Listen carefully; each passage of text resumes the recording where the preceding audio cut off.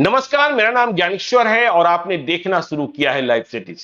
मेरे साथ दो खास मेहमान जुड़ रहे हैं। पटना से डॉक्टर अजय कुमार साहब, जो देश के जाने माने यूरोलॉजिस्ट हैं, पटना में ही रहते हैं और बिहार को बहुत करीब से समझते हैं।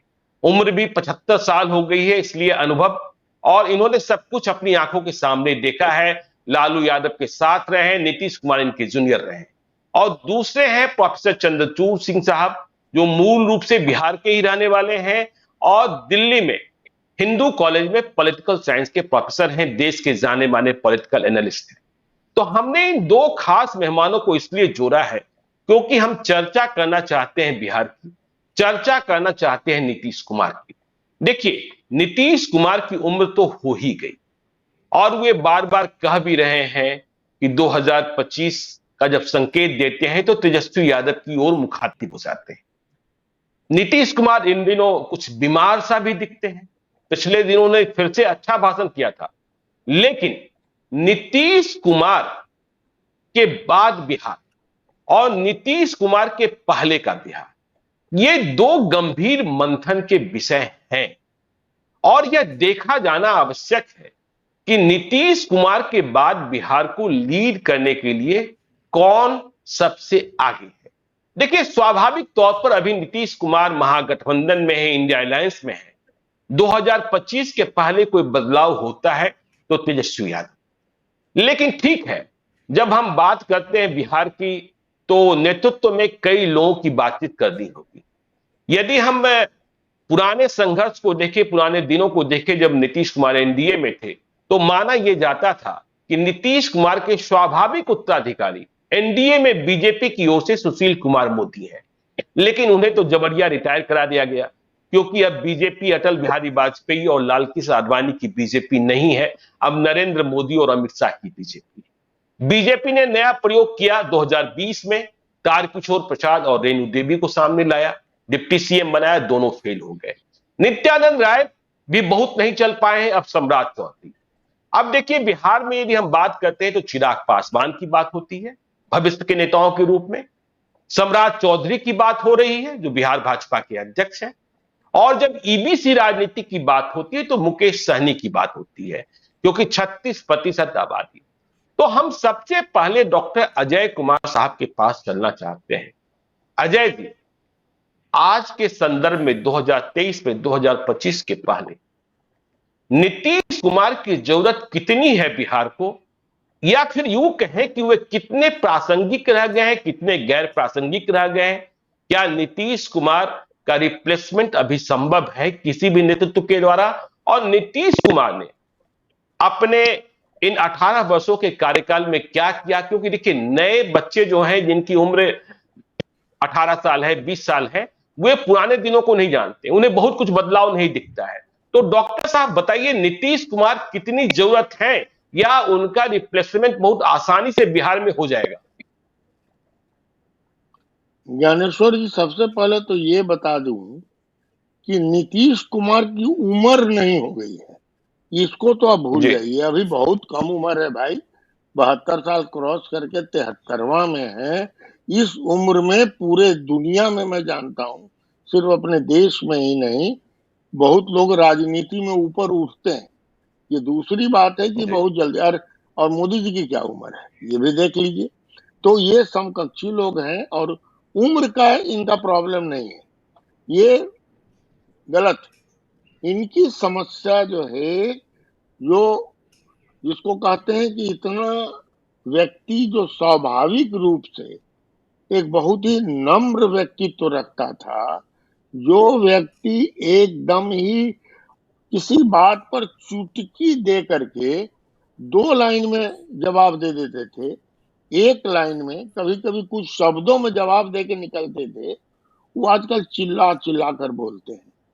इसका कारण है कि नीतीश कुमार मानसिक रूप से डिप्रेशन में है।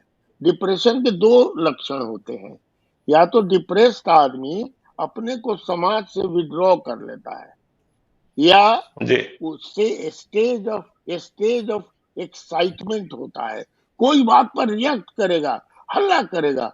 अभी 2-3 दिन पहले उद्यमी ये था, 2005 का वो बता रहे थे महासेठ जी को, जो मंत्री हैं इसके इंडस्ट्री उद्यम उद्योग वगैरह के। विभाग के। तो पुराने नीतीश यदि रहते तो बड़े आराम से कहते, महासेठ जी अरे आप लोग जो किए सो किए, 2005 से जो हमने किया, आप लोग जानिए देखिए रिकॉर्ड में, तो आगे बढ़िए। लेकिन कितना जोर जोर से बोल रहे थे, कितना हल्ला कर रहे थे, अब घूम के उनके तरफ हाथ ऐसे ऐसे करके बोल रहे थे, ये नीतीश कुमार ने। और नीतीश कुमार को इच्छा के विरुद्ध बहुत कुछ करना पड़ रहा है। अपनी इच्छा से पहले बहुत कुछ करते थे, बीजेपी में थे, बहुत छूट थी, उसके बाद इधर आए, जो भी हुआ मैं नहीं जानता। लेकिन नीतीश कुमार 2005 वाले, उनके साथ कंधे से कंधा मिला के हम लोग, चंद्रचूड़ जी वगैरह तो दिल्ली में थे, बिहारियों ने, हम लोगों ने एनआरआई मीट में जाने से लेकर के यहाँ पर जो करते थे, हम लोग उनके साथ रहते थे और बढ़िया काम किया। अरे भाई इतना ईडी सीबीआई रोज रोज हल्ला होता है ना, और नीतीश कुमार के बारे में कोई सोच भी नहीं सकता कि इनके हमें कोई ईडी सीबीआई। तो इनकी जी सदाशयता, शुचिता और सदाशयता जो राजनीति में रही है वो जी अनुकरणीय रही। परंतु पिछले कुछ वर्षों में मेंटली जिसको कहते हैं एग्जॉस्टेड हो जाना, या जिसको कहते हैं वैसा काम करना जो उनको उनके मन का नहीं है, but he is force to do it, उसके चलते नहीं वो डॉक्टर साहब, डिप्रेशन में है। डॉक्टर साहब ठीक हाँ है। डॉक्टर साहब लेकिन जो मेरा मूल सवाल था कि उन्होंने क्या किया क्या नहीं किया, यह तो ठीक है कि नीतीश कुमार के बाद का रिप्लेसमेंट क्या देखते हैं, नीतीश कुमार का भी बने रहना बहुत हाँ, आवश्यक है। जी मेरा मूल सवाल। अरे बड़ा ही बढ़िया सवाल है। अभी हम लोग बहुत परेशानी में, प्रांत में जिसको कहते हैं ना अंग्रेजी में डोल्ड्रम, जी पता ही नहीं है कि अगला नेता कौन होगा।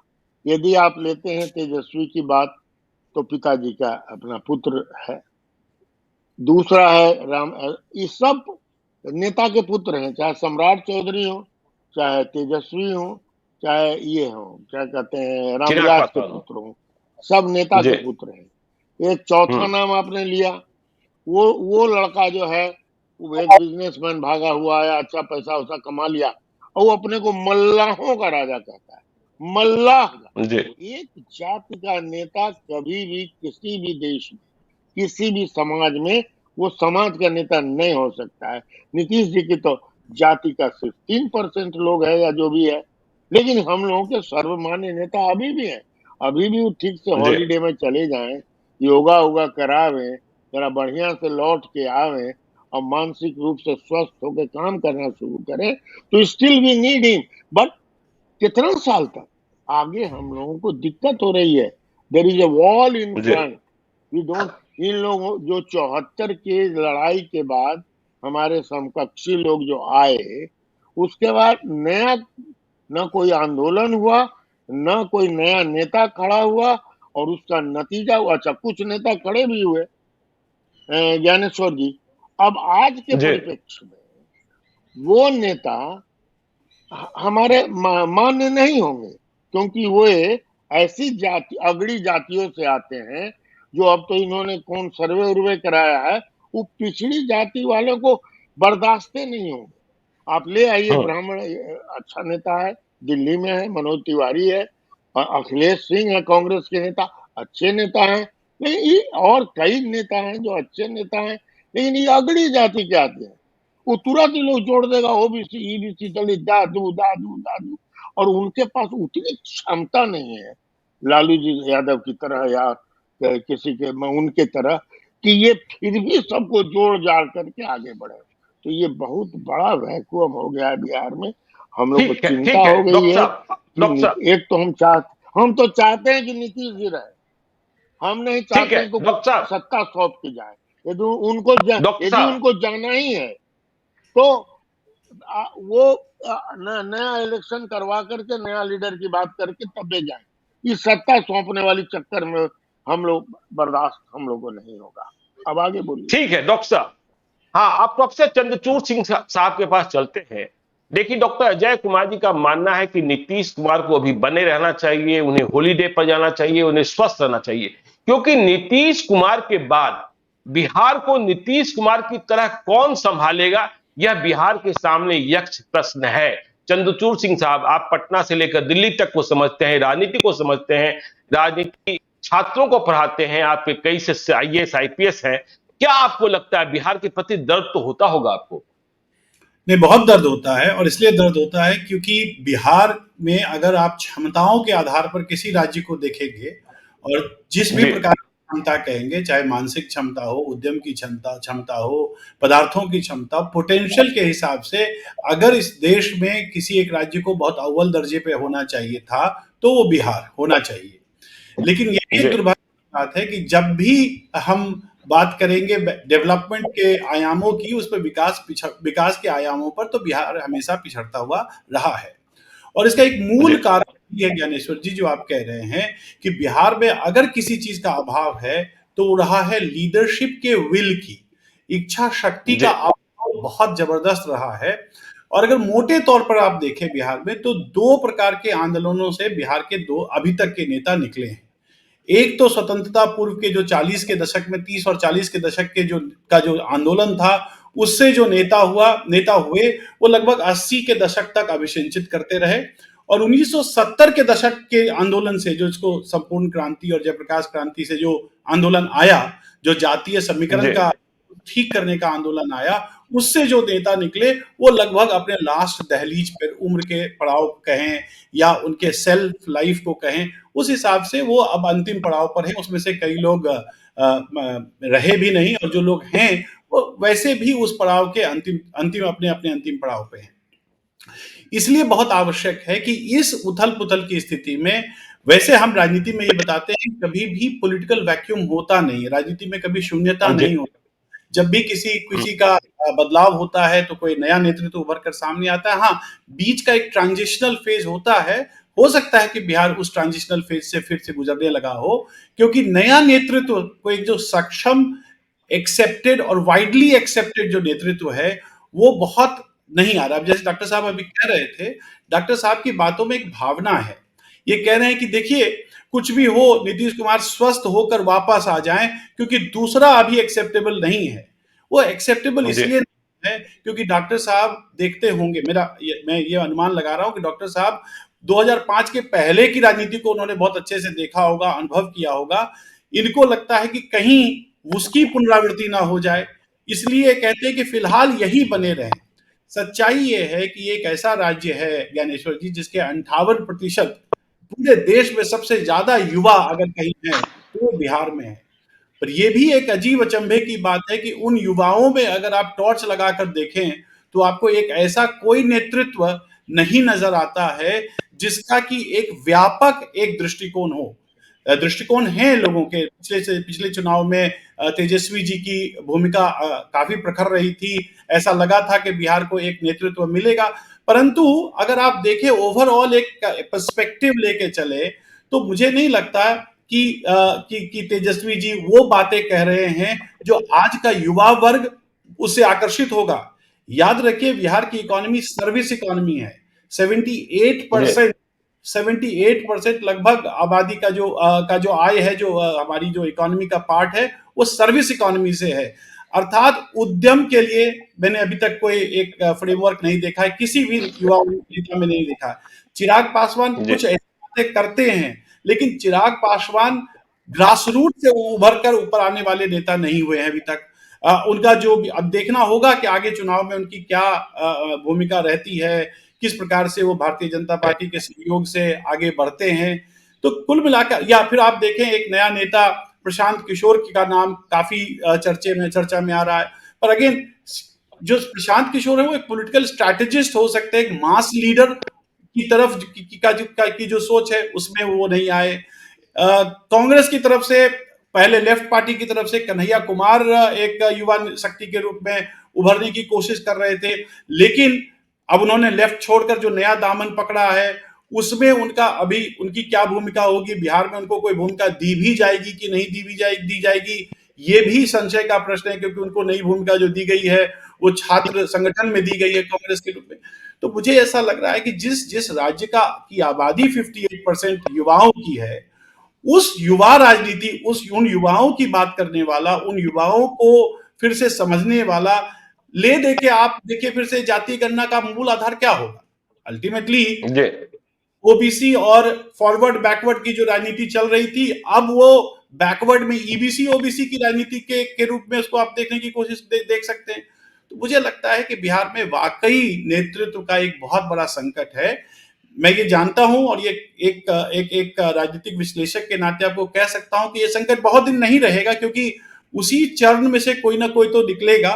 लेकिन हाँ, नीतीश कुमार के बाद एक वैक्यूम है, क्योंकि क्योंकि कहीं ना कहीं जो भी राजनीति होगी उसमें एक जातीय आधार तो होगा ही, और जातीय आधार पर अगर आप देखें तो अगड़ी जातियों से 15% की संख्या से एक सर्वमान्य नेता उभर कर सामने आएगा, ऐसा लगता नहीं। अगर आ भी जाए तो उसका एक्सेप्टेंस होगा, ये माना नहीं जा सकता। तो ओबीसी ईबीसी से ही ये नेता आएगा, पर वो कौन होगा, किस पर विश्वास रखा जाएगा, कौन एक ऐसा होगा कर्णधार जिस पर नीतीश कुमार या अन्य लोग एक एक एक कंसेंसस बना पाएंगे, ये कहना अभी मुश्किल है। लग रहा है कि तेजस्वी यादव शायद उस पंक्ति में सबसे आगे खड़े हैं, परंतु पंक्ति में खड़ा होना एक बात है और जनता का स्वीकार्य होना एक बहुत दूसरी बड़ी बात है। मुझे लगता है कि तेजस्वी यादव को एक अपना उस प्रकार से फ्रेम बनाना बहुत आवश्यक है, जिसमें वो बिहार के नागरिक समाज को, सिविल सोसाइटी को भी उसी रूप में अपील करें जिस रूप से वो बिहार के जो जातीय आधार पर जो लोग मत देते हैं उसको अपील वो करने की कोशिश करते हैं। तो मुझे लगता है कि सोफिस्टिकेशन की कमी है अभी। अगर वो चंद्रचूड़ सिंह आप ठीक कह रहे हैं, लेकिन हम डॉक्टर साहब के पास चलते हैं। डॉक्टर साहब देखिए, चंद्रचूड़ सिंह साहब कह रहे हैं कि टॉर्च लेकर भी कोई दिखाई नहीं पड़ रहा है नीतीश के मुकाबले। और दूसरी बात उन्होंने कही कि देखिए, डेमोक्रेसी में टीना फैक्टर नहीं चलता है, जो हम कहते हैं there is no alternative. Nehru के बाद कौन, इंदिरा गांधी के बाद कौन। लेकिन हम जब बिहार की बात करते हैं तो जेडीयू के भीतर तो नीतीश कुमार का उत्तराधिकारी कोई दिखता नहीं है। आरजेडी के भीतर भी सिर्फ और सिर्फ तेजस्वी दिखाई पड़ते हैं। हाँ, वे अब ए टू जेड की बात करने लगे हैं, कमाई, दवाई, सिंचाई, पढ़ाई, ये भी बात करने लगे हैं। लेकिन बीजेपी जो नीतीश कुमार के बाद सत्ता के लिए सबसे बड़ा संघर्ष करेगी या सत्ता तक पहुंच भी जाए, वहां भी नेतृत्व संकट आपको दिखता है क्या कि बीजेपी में सब कुछ तय है? क्योंकि देखिए, पिछले दिनों 5 नवंबर को मुझे याद है अमित शाह आए थे मुजफ्फरपुर। उन्होंने कहा लालू यादव को चुनौती थी, है हिम्मत तो ईबीसी से किसी को मुख्यमंत्री बना दीजिए। तो अमित शाह भी ईबीसी तक पहुंच गए। जब आप दूसरे को आईना दिखा रहे हैं तो आपको आईना खुद भी देखना होगा। तो वहां भी जो जमात है वो ओबीसी के नेताओं की है, वहां ईबीसी का कोई लीडरशिप दिखता नहीं है। तो आपको लगता है कि जेडीयू के भीतर शायद आप कोई तलाश नहीं, मुझे तो कोई नहीं दिख रहा जो नीतीश कुमार के उत्तराधिकारी बन जाए। बीजेपी के भीतर भी कुछ है क्या, या फिर पहले चुनाव फिर नेता? ज्ञानेश्वर जी, चंद्रचूड़ जी ने एक बात जो कही उससे पूर्णतः मैं सहमत हूं कि कभी भी कोई उसके बाद वो वाली कहावत रहती है, लगता है कि ऐसा होता है, लेकिन कोई ना कोई ऐसा नेता आ जाता है, थोड़ा टाइम लगता है, वो परिपक्व हो जाता है, फिर उसके बाद चलाता है, राज्य को चलाता है, सरकार को चलाता है, जो भी चलाना है चलाता है। और दूसरा है कि कभी कभी आदमी को खुश भी रहना चाहिए कि क्योस हो रहा है। तो मार्क्स ने कहा था, whenever there is peace in your country, you should be sorry that revolution is far away. Whenever there is chaos in your country, you should be happy that the revolution is at hand. तो अभी chaotic stage जो आया है ना, हमको लगता है समुद्र मंथन से कोई ना कोई बढ़िया नेता उभरेगा। ये मेरा ऑप्टिमिस्टिक एटीट्यूड कहता है। उसी ऑप्टिमिज्म में तो हम 40 साल से, विलायत में 10 साल रहने के बाद 40 साल से उसी ऑप्टिमिज्म में मैं और मेरे तरह जो इंटेलेक्चुअल पटना रह गए और चंद्रचूड़ जी की तरह हिंदू कॉलेज में नहीं पढ़ाने चले गए, जी रहे हैं। ये लोग देख रहे हैं, हम लोग भोग रहे हैं, तो हम लोगों में दोनों थोड़ा सा अंतर है। तो अब क्या होने वाला है, आपने कहा बीजेपी, ईबीसी और ओबीसी, यही तो होने वाला है धंधा। और हमको ऐसा लगता है कहीं कल को एक हमारे मित्र हुआ करते थे बिंदेश्वर पाठक जी ने बहुत पहले जी कहा था कि अजय जी जानते हैं क्या होने वाला है, ब्राह्मण मीन अपर कास्ट और दलित मिल जाएगा और ओबीसी ईबीसी लड़ाई करता रहेगा और इसमें ये लोग कुछ करेगा। मायावती ने वो एक्सपेरिमेंट किया था यूपी में, थोड़ा सा जी she could not carry on with it. तो कहीं ऐसा ना हो कि ओबीसी ईबीसी साथ रहे और फिर दलित और अपर कास्ट मिल जाए तो शायद कुछ बात बनेगी। तो हमको अभी लगता है बीजेपी का, जहां तक प्रश्न आपने बताया, सब ढीला ढाला लगता है। सम्राट में मुझे बहुत ही खूबियां नजर आती हैं, ऐसा सम्राट को नहीं कर देना चाहिए। ये इसलिए कि सम्राट को पिताजी तो जो थे सो थे, लेकिन खुद भी कई बार मंत्री रहे हैं और जब मंत्री रहे हैं तो अच्छा काम उन्होंने किया है। अब दिक्कत क्या है ना, अब लालू जी के लैंग्वेज से यदि भिड़ना हो तो वो ऐसा चाहिए ना भाई कि जो उन्हीं के लैंग्वेज में उनको बोले मुरट्ठा बांध के। तो हो सकता है कि वो जो काम कर रहे हैं वो लालू जी के मुरट्ठा का और उनके रस्टिक इसका जवाब देने के लिए कर रहा हो, लेकिन I know he very personally, बहुत जी ही सुलझा हुआ आदमी है और सबको मिला के चलता है। तेजस्वी की जहां तक बात है, मैं तेजस्वी यादव को एडमायर करता हूँ बहुत चीजों में, लेकिन प्रॉब्लम क्या है ना, वो थोड़ा हाईफाई है, ग्राउंड पर अपने पिताजी की तरह नहीं है।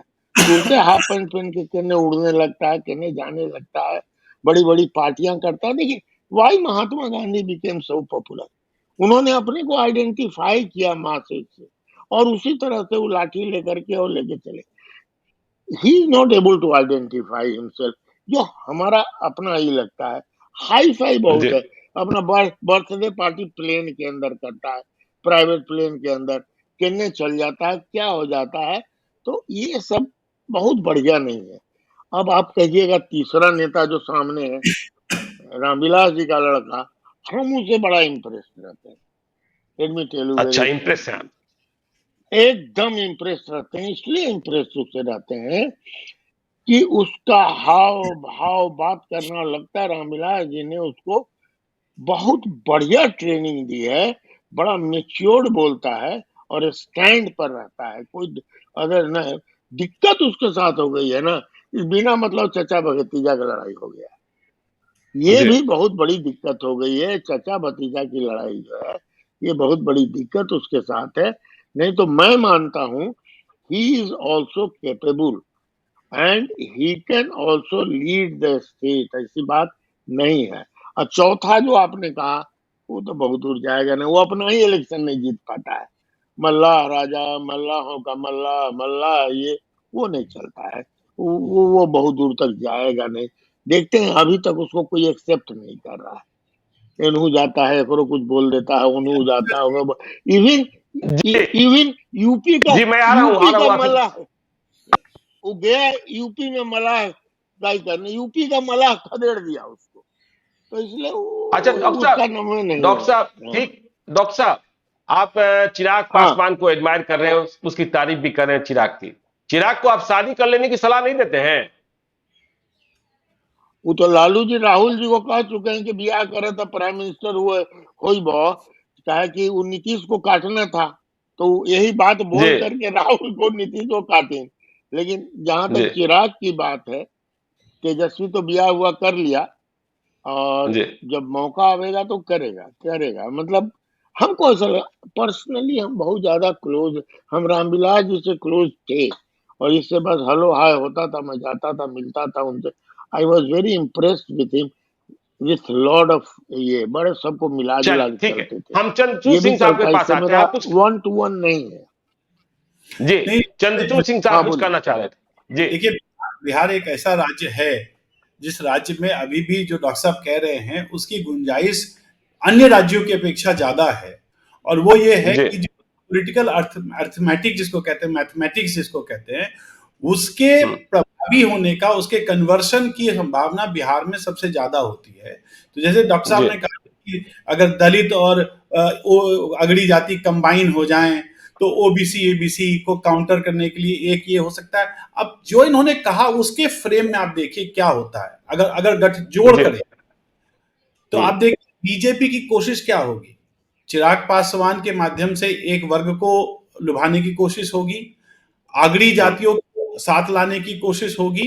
हाँ, अब अगर ये, और खास करके जिस प्रकार से उन्होंने योजना चलाई अभी बिहार में, खास करके पिछले मतलब नीतीश कुमार में सरकार, जब उनकी सरकार थी, तो आप देखेंगे कि कोशिश उनकी रही है कि ईबीसी के जो वोट बैंक में उनकी सेंध ठीक ठाक लग जाए।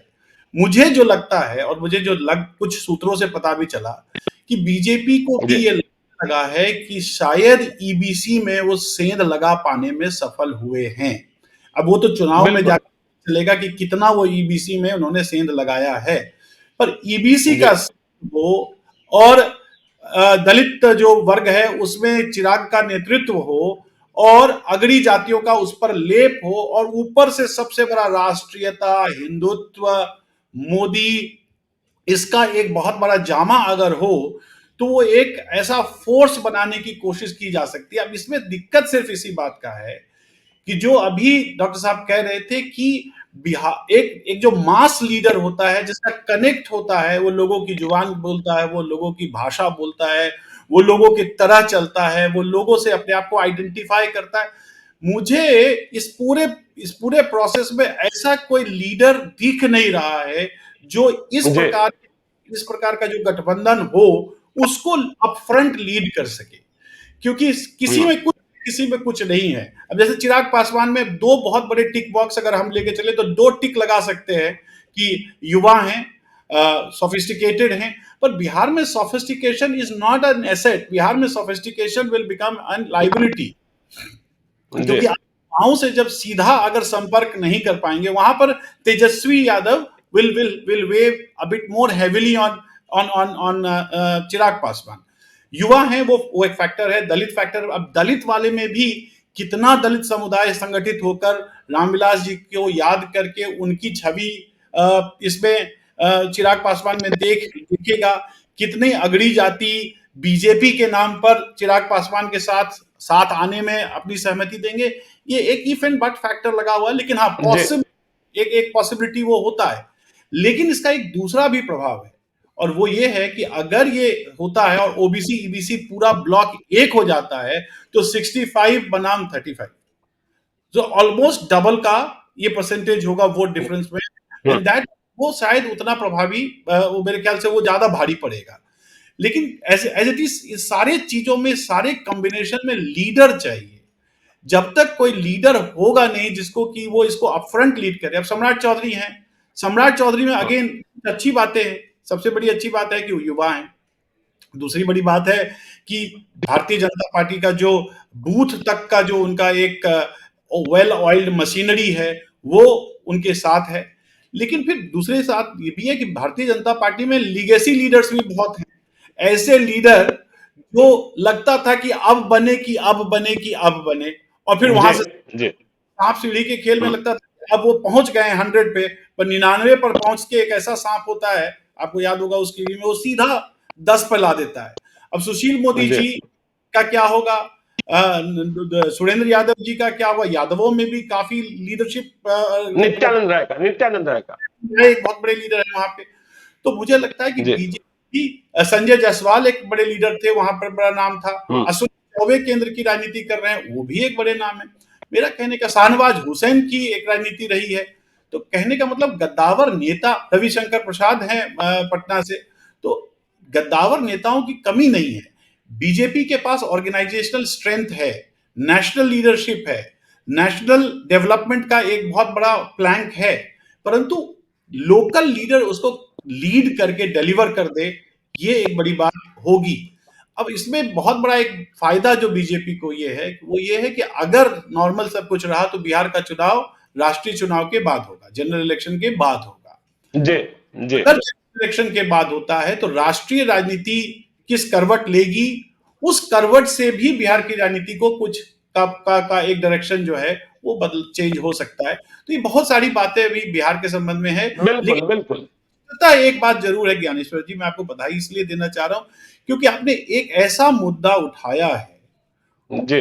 मुद्दे पे लोग बात नहीं कर रहे हैं कि अगर हम्म। तय है कि नीतीश कुमार कम से कम स्वास्थ्य लाभ नीतीश कुमार को चाहिए। जी जेडीयू में सेकेंड रंग ऑफ लीडरशिप कभी नहीं रहा है, और खास करके रीजनल पार्टी में सेकेंड रंग लीडरशिप होता नहीं। आप ऑल अक्रॉस देख लीजिए, रीजनल जी party generally family based party होती है, सारे regional parties family based parties हैं। उत्तर प्रदेश में मुलायम सिंह यादव का जो कनेक्ट था, मास कनेक्ट था, वो अखिलेश यादव जी के पास फिलहाल नहीं है। अखिलेश यादव जी अगर मुख्यमंत्री तो उसमें आपको याद रहे कि वो चुनाव का जो मैनेजमेंट था और वो चुनाव लड़ा गया था मुलायम सिंह यादव के नेतृत्व में। तो जी। रीजनल में वैसे भी सेकेंड रंग लीडरशिप नहीं होता, फैमिली होता। और नीतीश कुमार के केस में ये भी है कि फैमिली भी नहीं है, मतलब बिल्कुल। है पर उस रूप में फैमिली नहीं है जिस रूप में जी फैमिलीज हैं। तो जाहिर तौर पे नीतीश, जदयू से दूसरा नेतृत्व तो उभर कर तब तक नहीं आ सकता जब तक कि नीतीश कुमार नीतीश, मुझे तो लगता है जदयू को डिसबैंड करके एक नए रूप में अगर कोई पार्टी बनती है तो उससे एक नया नेतृत्व आ सकता है। परंतु जदयू इस रूप में अगर रहेगी तो इस रूप में कोई दूसरा लीडर नहीं आएगा। अब मान लीजिए ललन सिंह है, तो Lalan Singh national parliamentary board के भी नेता हैं, नेशनल प्रेसिडेंट भी हैं, पर ललन बाबू के साथ दिक्कत ये है, खास करके जातीय जनगणना आ गई है, तो इस जातीय जनगणना में अगर लगभग 2.873 जो भी परसेंटेज है उनकी जाति का, जी। उस ब्लॉक को लेकर कैसे लीड कर सकते हैं? तो और क्योंकि ये तो तय है कि जो अगड़ी जाति है वो उसका जो आमुख है वो थोड़ा बीजेपी की तरफ तो है, थोड़ा क्या ज्यादा है। बिल्कुल। अब ऐसे में इनके पास सेकेंड लाइन लीडरशिप नहीं है, और जो है वो कितना प्रभावी है ये हम सब जानते हैं। तो इसलिए मुझे ठीक है, लगता है आखिरी सवाल। जी, जी आखिरी सवाल पर डॉक्टर अजय कुमार साहब के पास आते हैं। डॉक्टर अजय कुमार साहब, जब आप लोग दवाएं लिखते हैं या दुकानदार हमें दवा देता है तो उस पर लिखा रहता है एक्सपायरी डेट। मैंने ओपनिंग रिमार्क्स में ही कहा था जब हम इंट्रो पर थे कि देखिए, जो 2000 में जन्म लिए हुए बच्चे हैं या जिनकी उम्र 23 साल है, उन्हें नीतीश कुमार का कोई काम दिखता नहीं है, क्योंकि उन्होंने 2005 के पहले के दौर को देखा नहीं है और समझा नहीं है। तो अब एक बात जो पॉलिटिकल एनालिस्ट है वो कह रहे हैं कि देखिए, नीतीश कुमार ने 3 काम तो कर दिया, जिसे हम लोग बीएसपी कहते हैं, बिजली सड़क पानी, जो 2005 के पहले आम लोगों के लिए नहीं था। बिजली थी नहीं, सड़कें थी नहीं, लेकिन हर एक सरकार, हर एक कार्यक्रम योजना, जिस तरीके से दवा की एक्सपायरी डेट होती है, इसी तरीके से योजनाओं की भी एक्सपायरी डेट होती है और एस्पिरेशंस बढ़ जाते हैं। तो बीएसपी पर अब बिहार में वोट नहीं मिलने वाला है, क्योंकि बिजली सड़क पानी तो घर घर तक पहुंच गया। अब इसके आगे युवा को चाहिए। तो क्या आपको लगता है कि जो अगला चुनाव होगा, बिजली सड़क पानी पर तो नीतीश बाबू को वोट नहीं मिलना है? यदि इसके आगे जो बीच में थोड़ी बहुत कोशिश शाहनवाज हुसैन ने की थी, उधर कोई आगे बढ़ेंगे तो कुछ हो सकता है, नहीं तो फिर चुनाव तो जाति जाति पर ही खेला जाएगा। देखिए ज्ञानेश्वर जी, सबसे पहले तो कह दें कि नेतागिरी में कोई एक्सपायरी नहीं होता है। जी नेता मरते नहीं, दफनाए जाते हैं। कब्र खोद के देखो, कुर्सी के इंतजार में पाए जाते हैं। तो ये मान जी के जी चलिए कि नेता उतना मरता नहीं है। नीतीश जी की अभी भी तमन्नाएं हैं और जी कर सकते हैं, लेकिन उतना नहीं कर सकते। वही बात हुई। और अगला चुनाव जो होगा ना, उसके पहले ये जो नई परंपरा चली है सारे देश में, अलग अलग राज्यों में जी रेवड़ियां बांटने की, जी। जो नीतीश जी ने भी शुरू कर दिया है रेवड़ी बांटना।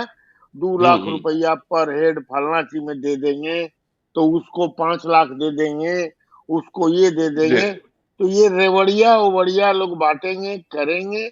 लेकिन अगला चुनाव यदि, शायद चंद्रचूड़ जी ने कहा था या आपने, कि यदि लोकसभा चुनाव के बाद हुआ, लोकसभा में तो कोई प्रॉब्लम है नहीं, बीजेपी को आना ही जी चाहिए, नाक रगड़ के जी लोग मर जाए। सब कोई कहता है कि हाँ यहाँ देख ले, वहां तो मोदी की आती, that's a different issue. But Lok Sabha के बाद यदि ये हुआ इलेक्शन तो बहुत चेंज करेगा पॉलिटिकल माहौल। और जो भी पार्टी आएगी एकदम फ्रेश आएगी, 5 साल के लिए आएगी, का रगड़ा रगड़ी होगा कोई ठिकाना नहीं है। इसी के पहले मेरा एक सुझाव है, नीतीश जी जी यदि स्वास्थ्य लाभ नहीं करना चाहते हैं, हमसे तो खिसिया ही रहते हैं, वो नहीं जाना चाहते हैं 15 दिन के लिए, 3 हफ्ता के लिए कहीं पर जाके एकदम कंप्लीट रिवाइटलाइज करने नहीं जाना चाहते हैं, तो भाई ये हालत में तो छोड़े और सरकार को जन कहें कि भाई इलेक्शन करा लो, जिसको जीतना है जीते, जिसको हारना है हारे। लेकिन किसी को गद्दी, क्योंकि किसी को मेजोरिटी नहीं आई थी पिछली बार, इन्होंने जी बनाया बीजेपी के साथ, फिर चले आए इसके साथ। इस खिचड़ी में सबसे अच्छा है फ्रेश मैंडेट ले ले। फ्रेश मैंडेट में जो होगा हम लोग अपने प्रांत में भुगतेंगे, चंद्रचूड़ जी वहां से देखेंगे, विश्लेषण करेंगे, और हम लोग जी भुगते रहेंगे जब तक जिंदा है तब तक। बस डॉक्टर यही साहब मेरा मेरा कहना है। मेरा मेरा जुड़ाव अभी भी जी बिहार से ही है। मैं नौकरी यहाँ करता हूँ और मैं आपको ये बता दूं, ये बिहारियों की अब सबसे मैं बड़ी जानता हूँ। हाँ, कि नौकरी यहाँ करते हैं लेकिन जाके खर्च बिहार में ही करता हूँ। तो मेरा घर जी बिहार में है हाँ, और वो मैं तो है। बड़ा जाता रहता हूँ। पर एक चीज मैं ज्ञानेश्वर जी आपको लास्ट में ये कहना चाहूंगा कि जी देखिए, लोकसभा का चुनाव, मैं हमेशा ये कह रहा हूं, अब कितना सही कितना गलत तो ये बाद में पता चलेगा, लेकिन लोकसभा के चुनाव में अगर कोई दो राज्य बीजेपी के लिए बहुत सेफेस्ट राज्य हैं लोकसभा में, जी तो एक जी गुजरात हो सकता है और दूसरा बिहार है। इसमें कहीं कोई दो मत। बिहार बिहार बीजेपी के जी लिए अगर दो सेफ बेट हैं तो बिहार जी और गुजरात दोनों है, क्योंकि लोकसभा के चुनाव में बिहार के यूथ में भी, युवाओं में भी अक्रॉस कास्ट बीजेपी का एक थोड़ा बीजेपी के प्रति एक झुकाव मुझे दिखता है लोगों से बातचीत करके। अब वो पॉलिटिकल राइट। अरिथमेटिक में हो सकता है बदल जाए, मैं अभी नहीं कुछ कह सकता, लेकिन जी उससे भी बड़ी बात एक जो मुझे लगता है वो ये है कि हम्म बिजली सड़क पानी चुनाव का एक मुद्दा होता था, और वो इसलिए होता था क्योंकि माइग्रेंट्स जब बाहर जाता था और बाहर की सड़कों को देखता था, बिजली को देखता था। मुझे याद है हम वापस दिल्ली में जब पढ़ते थे तो वापस मुंगेर जाते थे और मुंगेर में अपनी माँ को यही कहते थे कि दिल्ली में हमेशा बिजली होता, लालटेन जलाने की जरूरत नहीं होती है। 70 के दशक जी के लोगों को हमेशा अलग अलग चरणों में ट्रांजिशन से गुजरना पड़ा है, उसी का एक बदकिस्मत आदमी मैं भी हूँ। लेकिन जी सबसे समस्या ये है कि बिजली सड़क पानी के बाद, जैसे तेजस्वी जी ने नौकरियों की बात की थी, पर उन हम्म नौकरियों के लिए उद्यम का होना, उद्योग का होना बहुत आवश्यक है। अभी तेजस्वी जी के पास सत्ता है, पर सत्ता होने के बाद भी क्या उस ओर उन्होंने कोई कदम बढ़ाया है, और अगर बढ़ाया है तो क्या उसको उस फ्रेम में लोगों को बताने की कोशिश की है, जनता तक आवाज पहुंचाने की कोशिश की है? मुझे पिछले 4 महीने में, 3 महीने में ऐसा कुछ दिख नहीं रहा है। अगर अगर आप जी बिहार में है वो बेहतर बता पाएंगे, लेकिन पिछले महीने में बिहार में था और मुझे ऐसा कुछ दिखा नहीं कि कोई इंडस्ट्रियलाइजेशन के लिए कोई इन्वेस्टर्स मीट हो रहा है, या इन्वेस्टर्स मीट में कोई नए प्रकार के फ्रेम बनाए जा रहे हैं, या कुछ नए प्रकार के लॉज बनाए जा रहे हैं, या ईज ऑफ बिजनेस के लिए कोई उपाय किया जा रहा है, या इन्वेस्टमेंट समिट्स किए जा रहे हैं, या कि कोई दौरे पर कहीं मंत्री जा रहे हैं, ऐसा दिख नहीं रहा है। ब्यूरोक्रेसी ड्रिवन एक एक एक गवर्नेंस सिस्टम बिहार में है। ब्यूरोक्रेसी की अपनी लिमिटेशन होती है, क्योंकि हायर ब्यूरोक्रेसी चलिए लोअर सिस्टम में ठीक जाता है। तो मुझे लगता है कि जी बिहार अभी अगर ये राइट समय है, अगर इस फ्रेम की तरफ बिहार में अभी कोई उस तरफ अगर मूवमेंट होता है, तो शायद चुनाव में नेतृत्व उससे भी उभर कर आएगा। कौन एक ऐसा आदमी है जो इस प्रकार की बातें करता हो या करे? अगर वो कोई करता है तो मुझे लगता है कि शायद नेतृत्व का इवोल्यूशन वहां से हो सकता है। चलिए चंचू सिंह साहब ने एक बड़ी बात कह दी, इस पर तो बहुत लंबी बहस होगी कि गुजरात के बाद सबसे सेफेस्ट स्टेट बीजेपी के लिए पार्लियामेंट इलेक्शन में बिहार है। इस पर हम लोग लंबी बहस करेंगे। और जहां तक उद्योग विभाग के, देखिए अभी तो मुझे जानकारी है कि समीर कुमार महासेठ जो बिहार के उद्योग मंत्री हैं जापान जा रहे हैं, इसके पहले अमेरिका भी गए थे। अरे लेकिन सब असली टके आदमी का तो सवाल तो घूमने यही हो, जाता है, जी असली सब टके का घूमने सवाल तो जाता यही है। कि निवेश कितना आता है। खैर चलिए, तो आज की बहस इसी बात पर कि देखिए नीतीश कुमार का विकल्प तो कोई दिख नहीं रहा है। आगे भी बिहार के मुद्दे को लेकर हम चर्चा करते रहेंगे, बिहार की बात में। तो आप देखते रहिए लाइव सिटी को। यदि अब तक आपने हमारे यूट्यूब चैनल लाइव सिटी को सब्सक्राइब नहीं किया है तो जरूर कर लीजिएगा, और यदि इस वीडियो को फेसबुक पेज के माध्यम से पेज को लाइक कीजिएगा, ट्विटर पर भी हमें फॉलो कीजिए। धन्यवाद।